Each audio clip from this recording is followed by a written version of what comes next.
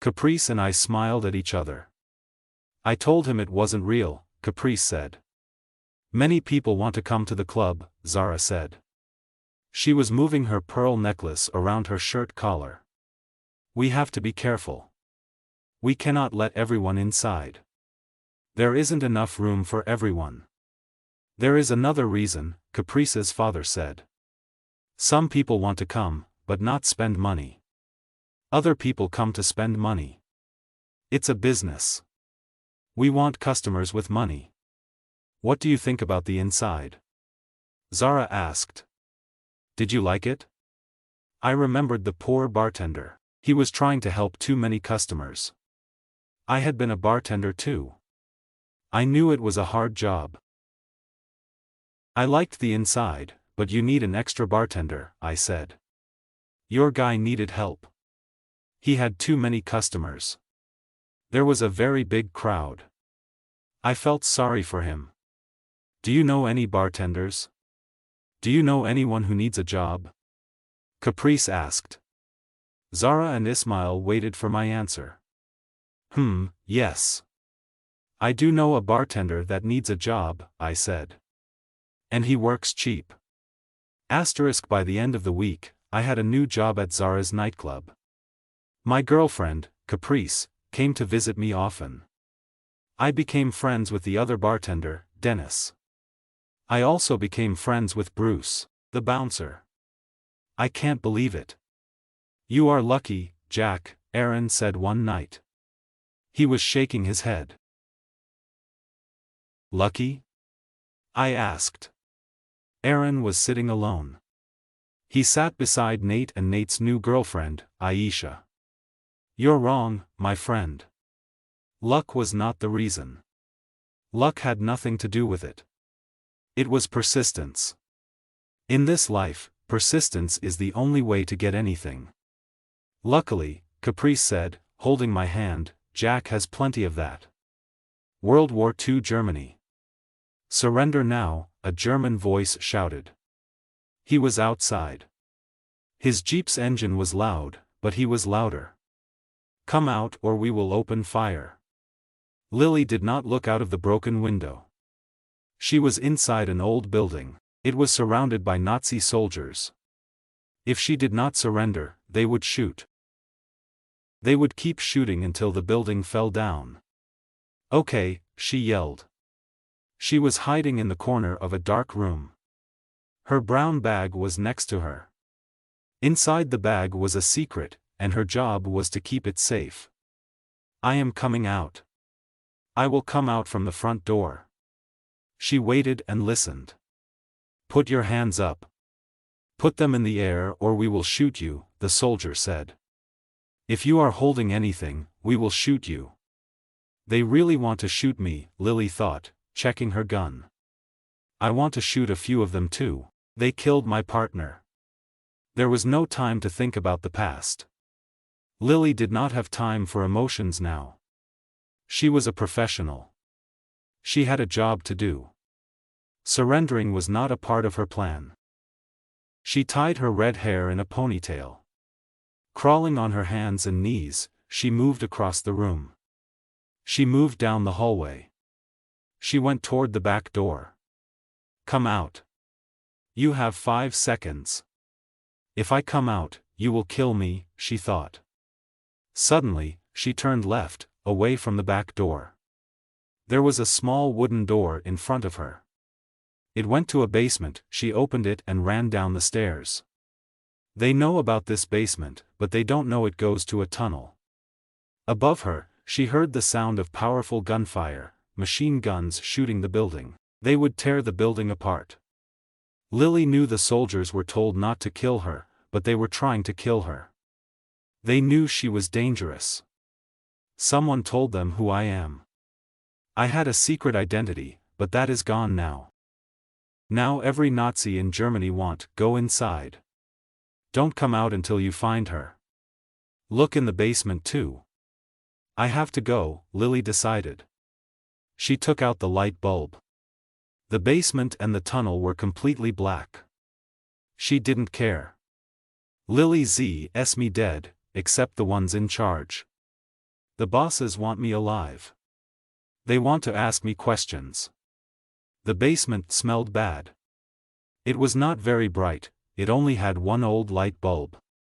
In front of her was an old carpet. The carpet hung from the ceiling. Lily pulled it down. Behind the carpet was a large hole. The tunnel. She was going to escape through the tunnel, but what was on the other side? She did not know. Perhaps someone was waiting for her. The gunfire stopped. The sound of the jeep engine also stopped. The leader of the soldiers was shouting. He was speaking German. Lily knew German, and she understood what he was saying. Go inside. Don't come out until you find her. Look in the basement too. I have to go, Lily decided. She took out the light bulb. The basement and the tunnel were completely black. She didn't care. Lily Z. Bernhardt was America's greatest female spy. She had finished 38 missions. She always succeeded in her missions. And she was not afraid of the dark. 3 hours later. Lily sat in a cafe in Berlin. She was smoking a cigarette. She watched a thin waiter walk by her.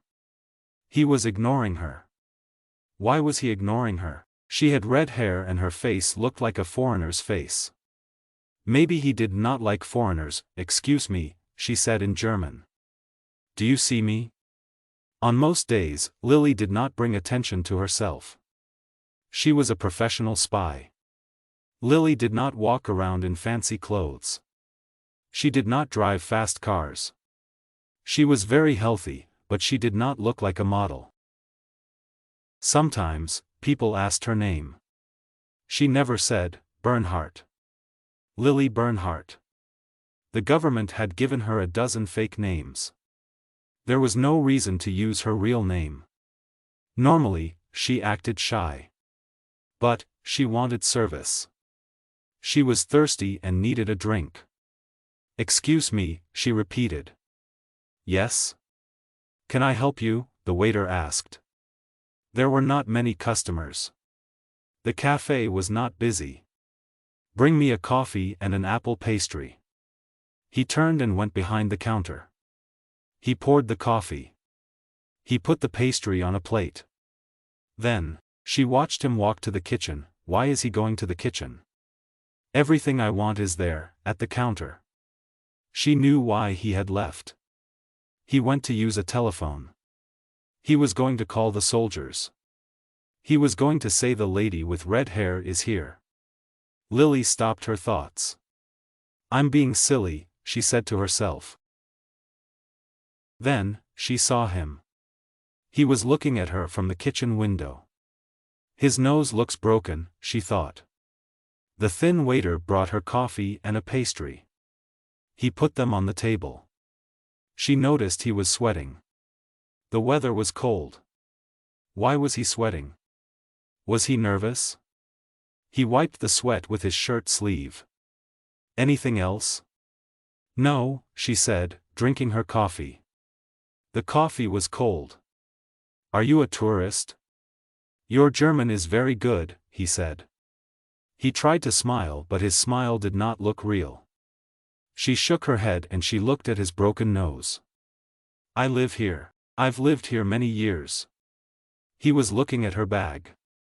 Something is not right, she thought. First, he ignored me.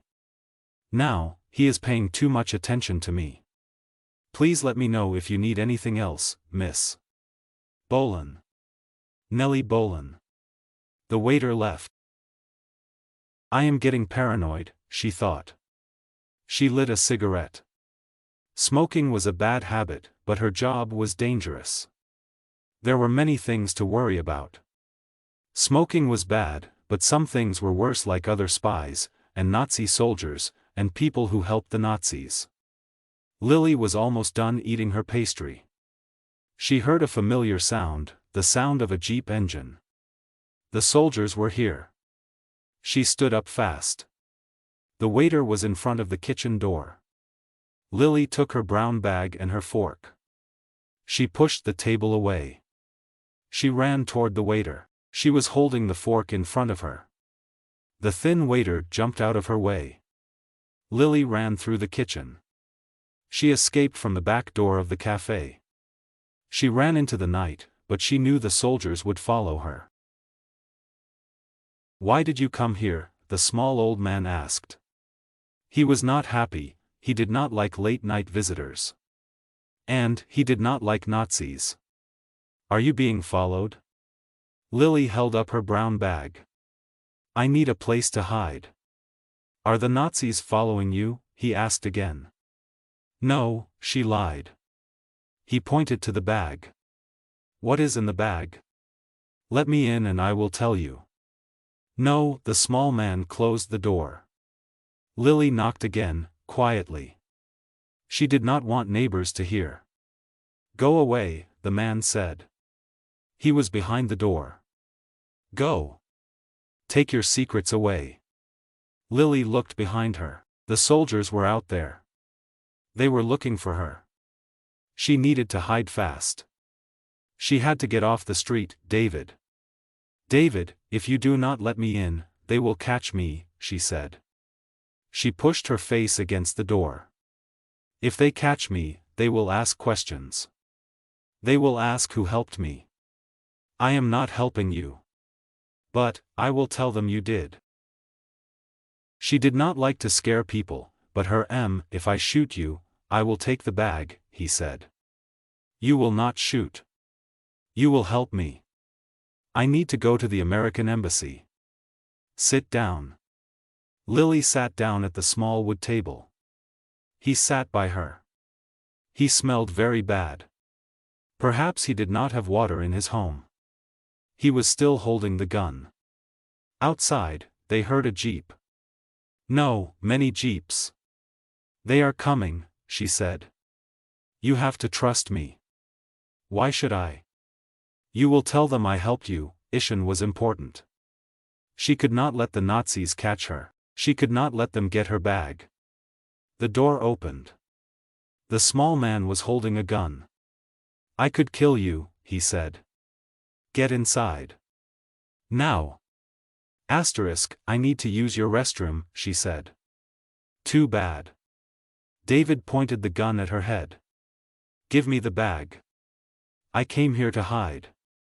I did not come here to give away my secrets." She took out her cigarettes. She offered one to him. He reached for it. Lily grabbed his gun. She was fast.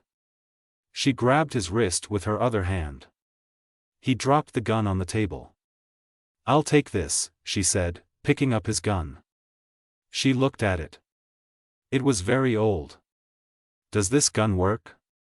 "No," he said. She opened her bag and dropped his gun inside.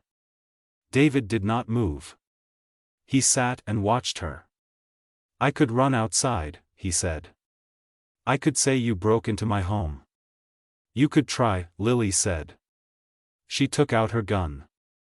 "But, you would fail. My gun works fine." "If you shoot, the soldiers would hear enough," she yelled. She hit the table with her hand. "You will help me. Now. Where is your telephone?" "I do not have a phone." Lily stood up. She did not believe him. She looked around the small one-bedroom home. "You are lying." "Am I? Do you see a phone?" I was almost arrested, but I helped her," Lily said. She put her gun away. "I brought her here. Remember? I brought her to your home. She was safe and into the bedroom. There was a phone by the bed." "Yes, I see one. Get up. I will tell you the number to call." A few minutes later, Lily hung up the phone. "My friends are coming. Someone will be here soon. I will leave you alone." "Are you crazy?" David asked. His eyes were big. He was scared. "Why did you give them my address?" "The soldiers will see the foreigners coming to my house. You put my life in danger." "David, this is a war. We are all in danger. But, I am not a fighter, he said. I am an old man. She brushed her red hair off her face. She was tired. David, do you remember when we met? He nodded. You helped my niece. A soldier was bothering her. Yes. The police came here too. They followed you to my home. What did they do? She walked to the living room, and David followed her. They asked questions. They asked me about you. What did you say? I said I did not know you. That was the truth, he said. And, what did they say? He paused. There were tears in his eyes. He was very scared and sad. They said you are a spy. They wanted me to call them, if you returned. Lily looked at him closely. He saw she had beautiful green eyes. Will you call them? She asked. She looked sad too. Help an American spy, or help the Nazis, he said. I don't want to help any of you. Please leave me alone. Lily heard a motorcycle outside. That must be my ride, she thought. Good. I am ready to leave. She opened the door and looked out. The motorcycle driver waved to her. My ride is here, she said. Lily put her gun inside the bag. She kept his broken gun too. She took out some money and threw it on the floor. I am like you, David. I do not want to live in a world of spies and Nazis. If we beat the Nazis, perhaps we will not need spies. Lily ran outside. She got on the motorcycle. They drove away quickly. She looked over her shoulder. She knew she had not said the truth. The world would always have spies. You failed your mission, the agent said. He did not tell Lily his name. They were sitting in a small office. The office was inside an empty warehouse. The agent with no name was wearing a large blue coat and a white shirt. He fixed his red necktie. He was sick and he coughed a lot. Perhaps we should give you to the Germans. I did my job. I got what I was told to get, Lily argued. I got the folder. She pointed at the folder. The folder had been in her bag. Now it was on the desk in front of her. She was going to speak again, but the agent raised his hand. He stopped her from talking. Yes, he said, frowning. You got it. Good job. So, why are you angry? Because, he said, inside the folder was information. Very important information. Was the information there? Half of it was. Only half. Lily's face turned pale. What? You are saying half is missing? That's right. Where is the other half? She shrugged her shoulders. I don't know. I robbed the office you told me to. I took the folder. Did you open this folder? Of course not, she said. That is not my job. But, you know what is inside of it? Lily shook off her shoes. They were uncomfortable and her feet hurt. She took out a cigarette. The agent with no name took the cigarette away. I asked you a question, Miss Livesey. Are you an idiot? Yes, I know what is inside the folder.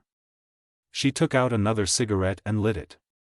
I was told to find that folder. There it is.